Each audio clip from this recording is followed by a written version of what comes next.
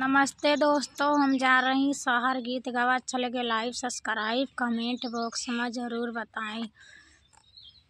शिव के महिमाया पार हो लाल खेले अंगनेवा। शिव के महिमाया पार हो लाल खेले अंगनेवा। खेलते खेलती गए बाबा के कोरेवा। खेलते खेलती गए बाबा के कोरेवा। आजी के जेरा जुड़ाए हो लाल खेले अंगनेवा। आजी के जेरा जुड़ाए हो लाल खेले अंगनेवा। शिव के महिमाया पार हो लाल खेले अंगनेवा।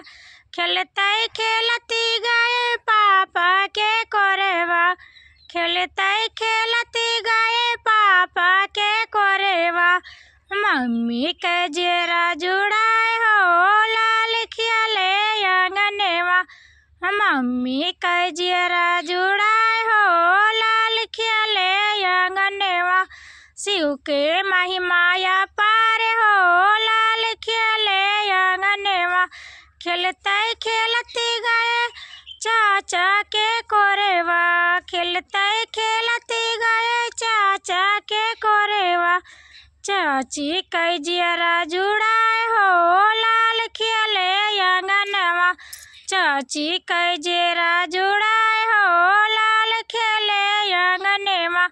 शिव के महिमाया पार हो लाल खेले अंगनवा। शिव के महिमाया पार हो लाल खेले अंगनवा। खेलते खेलती गए फूफा के कोरेवा। खेलते खेलती गए फूफा के कोरेवा। बुआ के जेरा जुड़ाए हो लाल खेले अंगनेवा। बुआ के जेरा जुड़ाए हो लाल खेले अंगनेवा। शिव के महिमाया पार हो लाल खेले अंगनेवा।